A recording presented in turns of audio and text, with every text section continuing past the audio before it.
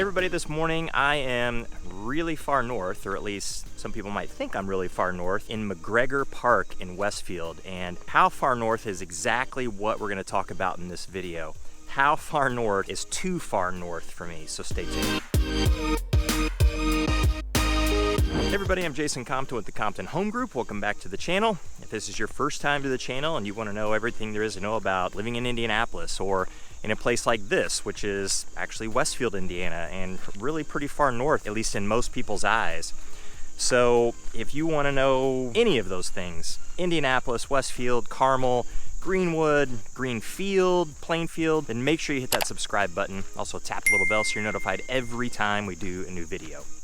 Now we have people reaching out to us from all over the country with questions like we're going to cover today. This part of Westfield, or Westfield in general, just feels like it's probably too far north for me. So if you want to know the answers to questions like that, or any of the questions that you've got about living in Indianapolis or any of the cities and towns that surround Indianapolis, and reach out to us any way that you know how. We'll always have your back with those questions, and we'll certainly have your back whenever it comes time for you to make your move to the Indy Metro. All right guys, so this morning again, I am in a place most people would say is pretty far north. I'm in McGregor Park in really northern Westfield. Now Westfield is a city already on Indianapolis's north side, but if you go on the immediate north side of Indianapolis, you can get Carmel, which is going to be the biggest. You have Fishers on the north side as well, which is almost the same size as Carmel. Both have 100,000 people, a little over that piece. But then north of Carmel, you have Westfield, and north of Fishers, you have Noblesville. So once you get up to Westfield, and we're talking close to 50,000 people or so not super tiny, certainly not like it was back in 2000 or 1990. Back in 2000, you had less than 10,000 people here. So it's grown a lot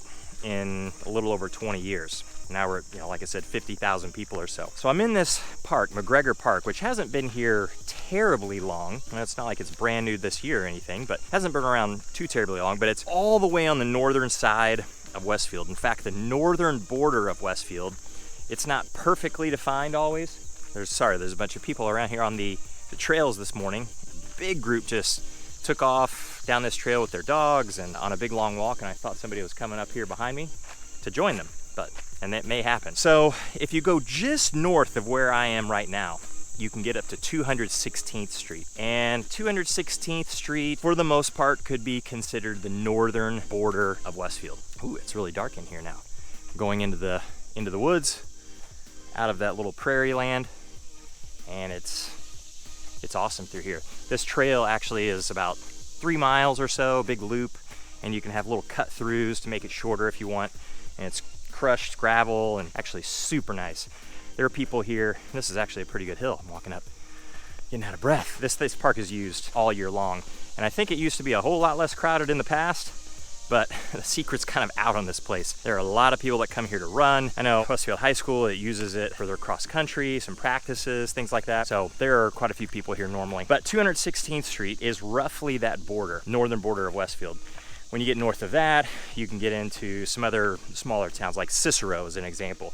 Arcadia is up there to the north, and a scattering of some other small places as well. So people will ask this question from time to time: is Westfield too far north for me? Now, that's actually not a question I can answer for you, because it depends on where you live and where you need to go. Always recommend if you're looking at a home, you really like it, and it's maybe in a location that you think could be too far away from where you need to be, like on a daily basis for work as an example. You just need to pop it in your maps and type in the address of the house. That's your location where you're coming from, and then type your location that you're going to, and see what the distance looks like for one. See what the different routes look like to get to your destination, because sometimes you have more than one, and that's something I can help you out with too, telling you what route might be the best during different parts of the day, or just what might be the easiest versus something that could potentially have some problems and not be the easiest. So reach out for answers to questions with that. But do that and see what the drive is like. So this right here, it depends on where you come from. And I talked to a lot of people from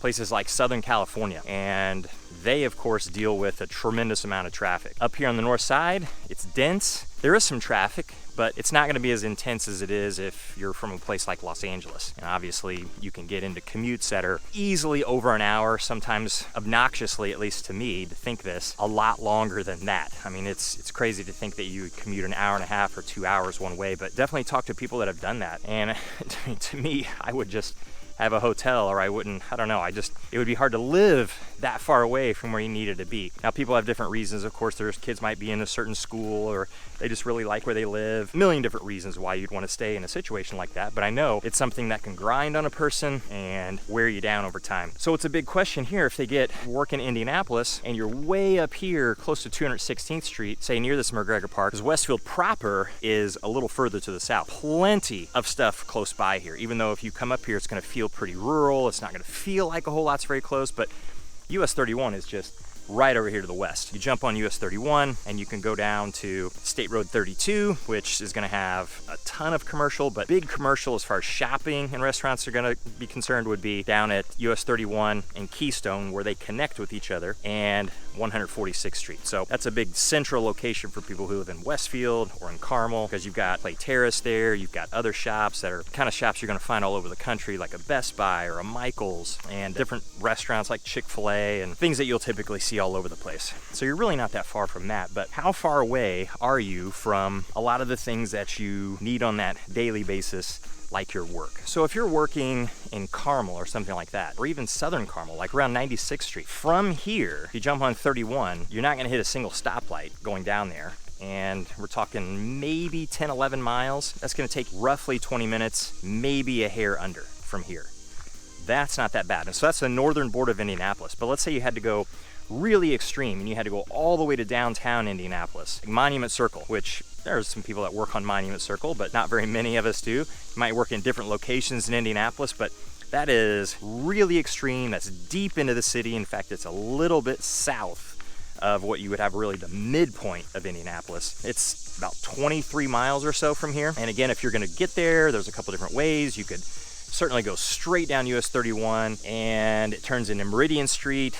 And once you hit Meridian Street, you're gonna hit some stoplights and that's gonna slow you up. But getting to where I-465 and US 31 meet, you're not gonna hit any stoplights until then. But once you hit then, you'll get a little bit of slowdown. And from here, it probably will take you 45 minutes or so to get all the way down there. You could always get on 465 and then shoot over to one of the interstates, like I-70 or I-65. It's probably a little out of your way, but you could do that and not have to worry about really stopping until you got downtown. So again, I don't really know how far north is too far north for somebody, because it depends on where you're coming from and what you're used to. Now, me personally, and I drive a lot, so I'm pretty used to a 30-minute drive or a 40-minute drive because I'm all over the city. Or like today, for example, I'm way up here in northern Westfield. And so it took me 30 minutes or so to get here from where I live, but it doesn't bother me too much. But if you're used to a 10 or 15 minute commute, then something like this might be a little bit too far for you. I don't know, but again, it's a question that you'd have to ask yourself after looking at some of the directions and where you have to go on a daily basis. But you can also ask me. I'm happy to talk with you about stuff like that for sure. Now, as far as north goes, you can get too far east or too far west or too far south in a lot of cases as well. So north isn't exactly the only direction people are worried about being too far in that direction, because you can do that any direction, of course. But this one comes up a lot because Hamilton County is where Carmel is where Fishers is, it's where Westfield is, it's where Noblesville is, and you've got a lot of people in Hamilton County. So outside of Marion County, where Indianapolis is, there's over 900,000 people or so in Marion County. There's close to 350, 360,000 people in Hamilton County. So it's the second most populated county around Indianapolis. So of course there's a lot of people living here. And it becomes more dense the further south you go and the closer you get to Indianapolis, naturally. And when you get out to a place like this, where it is more open, it feels more open, it looks more open, and you start to question, am I really pretty far out there? And what am I close to? And how long is it going to take me to get to places? But it's coming this way. The expansion of Westfield and just everybody moving towards the north, it will become less this way over a long period of time, years and years and years, and it'll feel more dense and probably less out there than it does now. And just as an example, Chatham Hills, which is a big neighborhood country club, I wouldn't say it's brand new anymore. It's been around a number of years now, but it's one of the newer big planned developments, and it's really just across the street, across US 31 from where I'm walking here in McGregor Park right now. So it used to feel 10 years ago, wow, I mean, that is really far north. It's not that way so much anymore. But that of course doesn't change distance, the distance you'd have to travel. So you have to always figure that out, and if that's gonna be okay with you and the time it takes to cover that distance. So if you have questions about anything as far as being too far on the outskirts of where you need to be on a daily basis, like I said, reach out. I'm happy to talk with you about those questions. And until the next one, we'll see you later.